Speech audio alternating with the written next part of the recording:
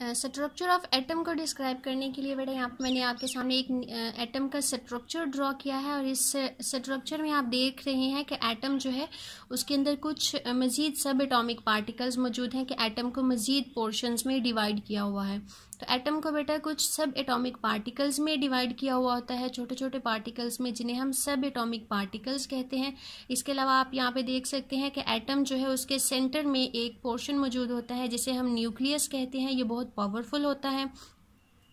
और इसके अलावा एटम न्यूक्लियस के गिर्द जो है वो शेल्स भी मौजूद होते हैं। ये जो सर्कल आपको नज़र आ रहे हैं जिनके अंदर मैंने ये रेड कलर के डॉट्स लगाए हुए हैं, तो ये इनको हम शेल्स कहते हैं। एटम के सेंटर में न्यूक्लियस मौजूद होता है। इसके अलावा न्यूक्लियस के बाहर वाली साइड पे यहाँ पे सर्कल जो आपको नज़र आ रहे हैं ये मौजूद होते हैं जिन्हें हम शेल्स कहते हैं। यहाँ पे मैंने बस 2 शेल ड्रॉ किए हैं, ये बहुत ज़्यादा भी हो सकते हैं। ये हम डिपेंड करता है कि किसी एटम के अंदर इलेक्ट्रॉन्स कितने हैं, तो नंबर ऑफ़ इलेक्ट्रॉन्स की बेस पे हम और भी शेल ड्रॉ कर सकते हैं। और इन शेल्स को मैंने नेम दिए हैं के, फर्स्ट शेल को के और सेकंड शेल को एल। इसके अलावा so on, K, L, M, N, so on, जितने भी हम शेल बनाते हैं उनको हम नेमिंग दे लेते हैं। इसके अलावा आपको यहाँ पे नज़र आ रहा है कि न्यूक्लियस के अंदर भी मैंने कुछ राइट किया हुआ है। ये 10 प्रोटॉन्स हैं इस एटम के अंदर और 10 ही न्यूट्रॉन्स हैं। इसके अलावा जो बाहर शेल्स में है वो इलेक्ट्रॉन्स हैं जो कि शेल्स में रिवॉल्व करते हैं। न्यूक्लियस के एटम के न्यूक्लियस के अंदर प्रोटॉन मौजूद होते हैं और न्यूट्रॉन मौजूद होते हैं, जबकि जो एटम के इलेक्ट्रॉन्स हैं वो बाहर शेल्स में रिवॉल्व करते रहते हैं न्यूक्लियस के इर्द गिर्द। अब हम 1 बाय 1 देखते हैं कि कौन कौन से सब एटॉमिक पार्टिकल्स एटम के अंदर मौजूद होते हैं और इनकी क्या क्या प्रॉपर्टीज़ हैं। तो एटम के अंदर बेटा 3 सब एटॉमिक पार्टिकल्स मौजूद होते हैं, इलेक्ट्रॉन, प्रोटॉन एंड न्यूट्रॉन। अब हम 1 बाय 1 इनकी प्रॉपर्टीज़ डिस्कस करेंगे कि इनके ऊपर चार्ज कौन सा होता है। ये जो सब एटॉमिक पार्टिकल्स हैं इनके ऊपर चार्ज कौन सा होता है, इनका मैस कितना होता है और ये इनकी प्रेजेंस क्या है कि ये एटम के अंदर कहाँ पे प्रेजेंट होते हैं।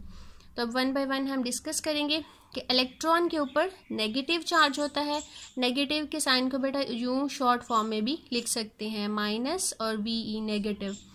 तो इलेक्ट्रॉन के ऊपर हमेशा नेगेटिव चार्ज होता है, प्रोटॉन के ऊपर पॉजिटिव चार्ज होता है और न्यूट्रॉन के ऊपर कोई चार्ज नहीं होता। न्यूट्रॉन के ऊपर कोई चार्ज नहीं होता, इसको हम न्यूट्रल भी कहते हैं।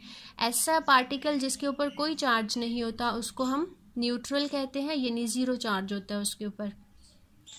अब हम देखते हैं कि इनका मैस कितना होता है। तो इलेक्ट्रॉन का मैस जो है वो बहुत ज़्यादा स्मॉल होता है, बहुत ज़्यादा कम होता है, जबकि प्रोटॉन का मैस जो है वो इलेक्ट्रॉन की निस्बत 1837 टाइम्स बड़ा होता है। यहाँ पे मैंने ये ग्रेटर देन का साइन लगाया हुआ है कि प्रोटॉन का मैस जो है वो इलेक्ट्रॉन की निस्बत 1837 गुना बड़ा होता है। और जबकि न्यूट्रॉन का मैस जो है ये ऑलमोस्ट मैस ऑफ प्रोटॉन और मैस ऑफ न्यूट्रॉन जो है वो ऑलमोस्ट इक्वल होते हैं। जितना प्रोटॉन का मैस होता है उतना ही न्यूट्रॉन का मैस होता है। Its mass is equal to proton mass, mass of proton almost is equal to mass of neutron. Mass of proton और न्यूट्रॉन ऑलमोस्ट इक्वल होते हैं, जबकि इलेक्ट्रॉन का मैस जो है वो इन दोनों की निस्बत बहुत ज़्यादा स्मॉल होता है।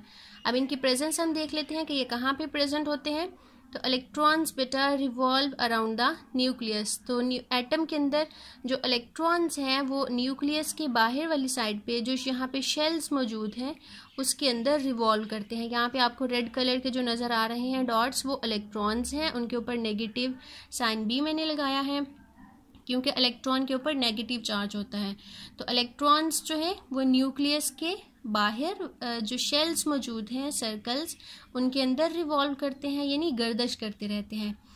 इसके अलावा जो प्रोटॉन और न्यूट्रॉन है ये कहाँ पे प्रेजेंट होते हैं, प्रेजेंट इन द न्यूक्लियस।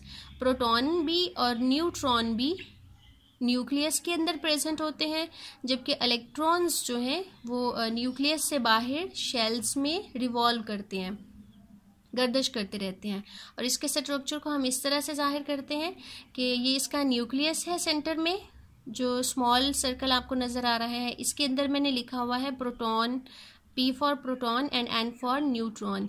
इसके अंदर 10 प्रोटॉन हैं और 10 ही न्यूट्रॉन्स मौजूद हैं और ये कहाँ पे प्रेजेंट है, न्यूक्लियस के अंदर। यहाँ पे ये आपको न्यूक्लियस है और न्यूक्लियस के अंदर कौन कौन प्रेजेंट है, प्रोटॉन प्लस न्यूट्रॉन।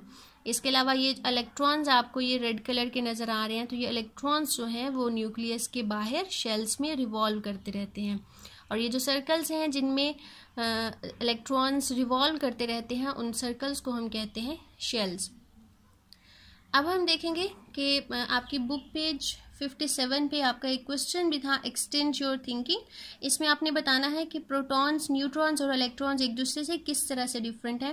और ये भी बेटा हम डिस्कस कर चुके हैं कि इस टेबल में आप देख सकते हैं कि इलेक्ट्रॉन, प्रोटॉन और न्यूट्रॉन किस तरह से मुख्तलिफ हैं। इनका चार्ज भी डिफरेंट होता है, इनका मास भी डिफरेंट है, और इनका जो प्रेजेंस है कि इलेक्ट्रॉन्स बाहर शेल्स में रिवॉल्व करते हैं जबकि न्यूट्रॉन और प्रोटॉन न्यूक्लियस के अंदर मौजूद होते हैं।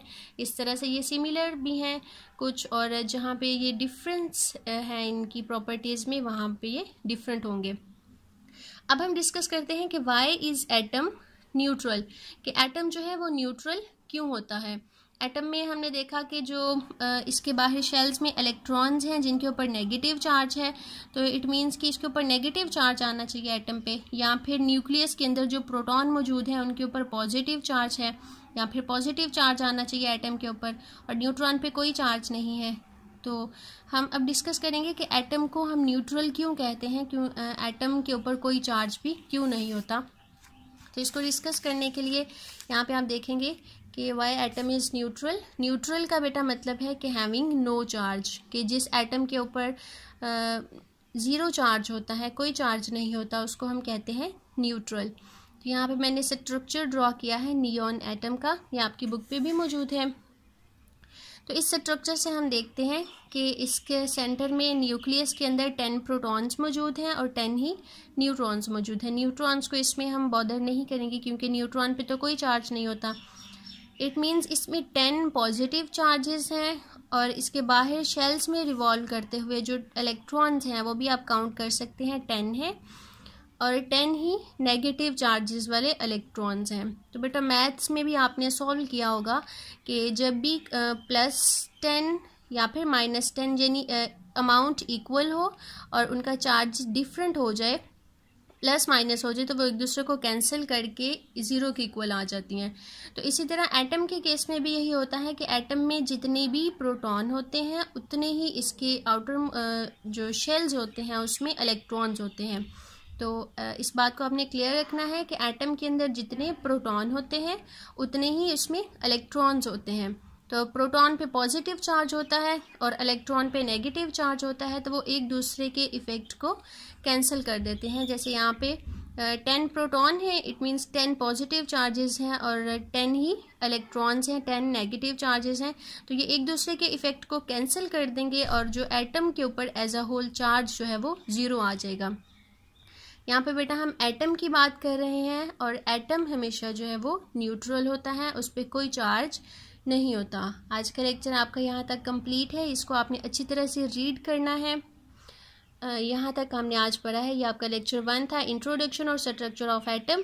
आई होप कि आपको अच्छी तरह से क्लियर हो गया होगा और इसको आपने लर्न करना है और इसके शॉर्ट क्वेश्चन भी बनाने हैं और इसको अपनी नोटबुक्स पे राइट भी करना है और अपना बहुत सारा ख्याल रखना है।